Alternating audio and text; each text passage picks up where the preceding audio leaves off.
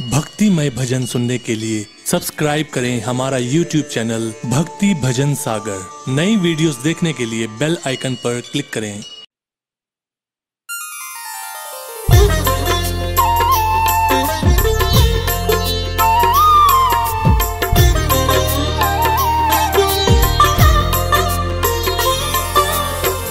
रघुपति राघव राजा राम, पतित पावन सीताराम। बोलिए मर्यादा पुरुषोत्तम भगवान श्री रामचंद्र जी महाराज की। भक्तों, गोस्वामी तुलसीदास जी द्वारा रचित रामचरितमानस भगवान श्री रामचंद्र जी की लीलाओं से परिपूर्ण है। किस तरह श्री हरि विष्णु ने महाराजा दशरथ नंदन राम के रूप में धरती पर अवतार लिया और पापी रावण का अंत कर धरती पर राम राज्य स्थापित किया। रामायण में प्रभु राम की अनेकानेक लीलाओं का वर्णन है, जिनमें से एक मार्मिक कथा अहिल्या उद्धार की कथा मैं आज आपको सुनाने जा रहा हूं। तो एक बार फिर बोलिए मर्यादा पुरुषोत्तम भगवान श्री रामचंद्र जी महाराज की।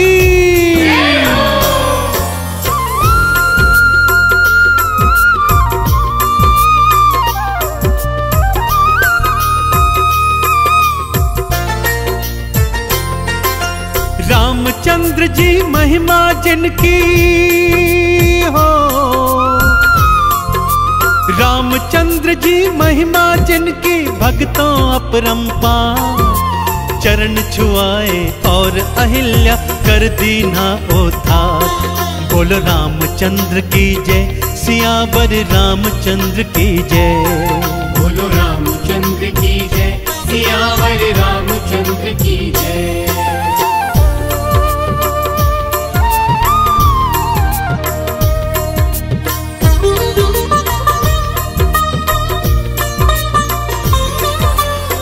धरती माँ के आह्वान पर श्री हरि विष्णु ने धरती पर महाराजा दशरथ के पुत्र श्री राम के रूप में जन्म लिया। साथ में भाई भरत, लक्ष्मण और शत्रुघ्न ने भी जन्म लिया।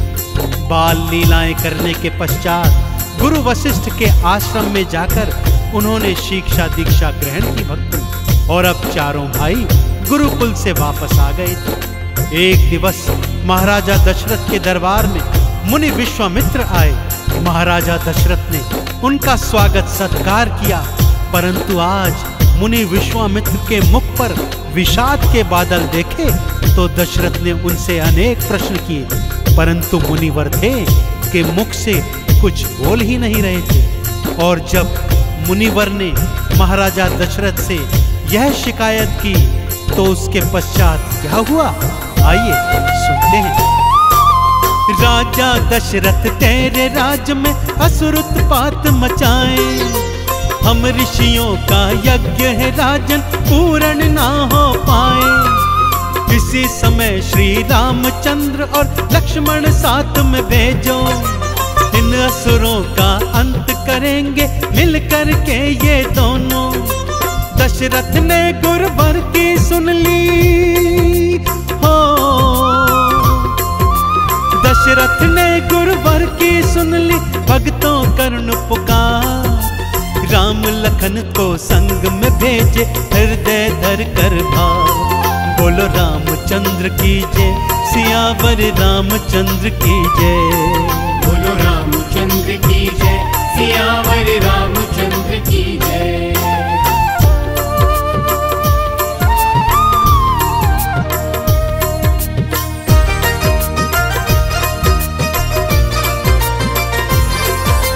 राम और लक्ष्मण मुनि विश्वामित्र के साथ वनों में आ गए भक्तों, और उनके यज्ञ की रक्षा करने लगे। ऐसा करते करते उन्होंने कई असुरों का अंत किया। एक दिन वन भ्रमण करते करते एक निर्जन स्थान पर पहुंचे, जहां का वातावरण अत्यंत रहस्यमयी था और भयानक भी था। पूछने पर मुनिवर ने बताया, यह स्थान महामायावी राक्षसी ताड़िका का है, जिसका तुम्हें अंत करना है राम। प्रभु राम के मन में प्रश्न आया, गुरुवर वो तो एक स्त्री है, और स्त्री का वध नीति अनुकूल नहीं। परंतु गुरुवर ने कहा, हे राम, जो पाप करता है उसका अंत करना तुम्हारा प्रथम कर्तव्य है। और उधर ताड़ का अट्टहास करती हुई जंगल में प्रकट हो गई भक्तों। अट्टहास कर आई ताड़िका भारी राड़ मचाती, बोली मनुज है प्यारे मुझको उनका मांस में खाती। जैसे ही खाने को आई राम ने बाण चढ़ाया, मारा बाण हृदय में उसके प्राण पखेरु उड़ाया। भूमि गिरी थी पापी ताड़िका,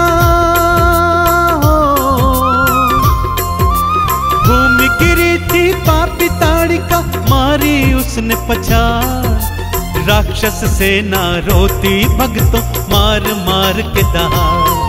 बोलो श्री राम की जय, सियावर रामचंद्र की जय। बोलो रामचंद्र की जय, सियावर रामचंद्र की जय।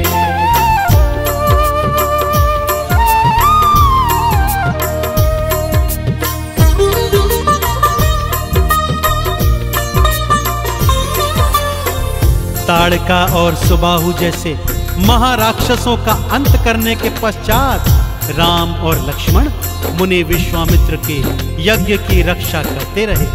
और एक दिन मुनि विश्वामित्र को मिथिला नरेश जनक का संदेश प्राप्त हुआ कि वो अपनी पुत्री सीता का स्वयंवर रचा रहे हैं, जिसमें मुनिवर और उनके शिष्य आमंत्रित हैं। मुनिवर राम और लक्ष्मण को लेकर मिथिला की ओर चल पड़े। मार्ग में एक वीरान आश्रम दिखा। वहां पत्थर की शिला से राम नाम की ध्वनि प्रस्फुटित हो रही थी, जिसका रहस्य मुनिवर ने यूं बतलाया। पत्थर की ये शिला नहीं थी, ये तो कभी थी नारी। गौतम ऋषि किनार अहिल्या श्रापित हुई बेचारी। बड़ी करुण गाथा है इसकी, आओ तुमको सुनाऊं। ध्यान लगा कर सुनना दोनों, आओ मैं बतलाऊं। तुमरे ही चरणों से होना हो, तुमरे ही चरणों से होना इसका तो उद्धार। इसीलिए तो आए हैं हम आज यहाँ इस द्वार। बोलो रामचंद्र की जय, सियावर रामचंद्र की जय। बोलो रामचंद्र की जय, सियावर रामचंद्र की जय।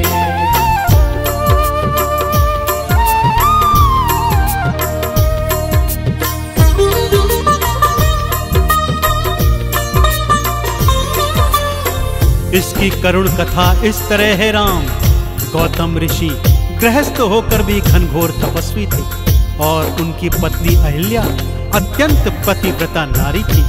वो नित्य प्रति भोर की पहली किरण के साथ साथ गंगा स्नान हेतु चले जाते थे, परंतु इंद्र उनके तप को भ्रष्ट करना चाहता था। अतः उसने एक चाल चली, मध्य रात्रि को मुर्गे की बांग दे दी।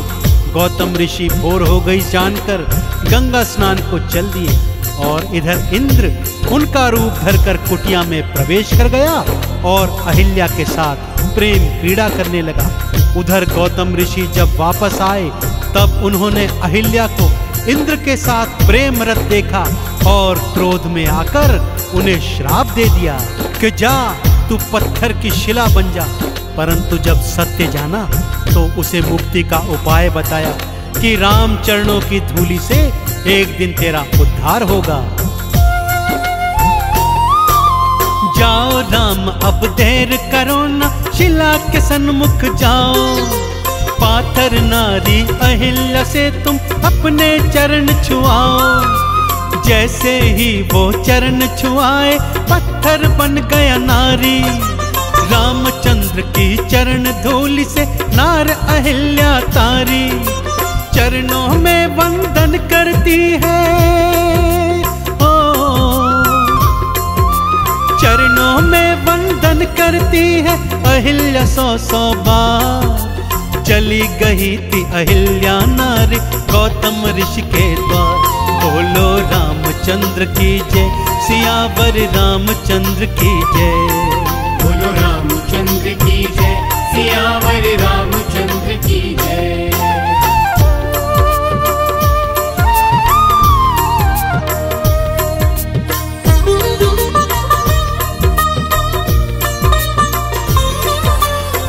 तो देखा आपने भक्तों किस तरह प्रभु श्री राम जी के चरणों की धूलि से एक पत्थर की शिला नारी बन गई और प्रभु राम ने श्रापित अहिल्या का कल्याण किया। तो आप भी यदि प्रभु श्री राम की कृपा को प्राप्त करना चाहते हैं तो तत्काल प्रभाव से प्रभु श्री राम जी के नाम को जपना प्रारंभ कर दीजिए, क्योंकि वेद पुराण भी यही कहते हैं, राम से बड़ा राम का नाम, राम से बड़ा राम का नाम। तो बोलिए भगवान श्री रामचंद्र जी महाराज की। राम नाम को जप के तर गई भक्तों नार अहिल्या, राम नाम गाते हुई पूर्ण शबरी की तपस्या। राम नाम को जप के जटायु लोक वैकुंठ सिधारे, राम भक्त हनुमान सदा ही राम राम ही उचारे। चंदन तिलक लगाएगा जो, चंदन तिलक लगाएगा जो होगा भव से पार। राम नाम हितकारी भक्तों करता है उद्धार। बोलो रामचंद्र की जय, सियावर रामचंद्र की जय।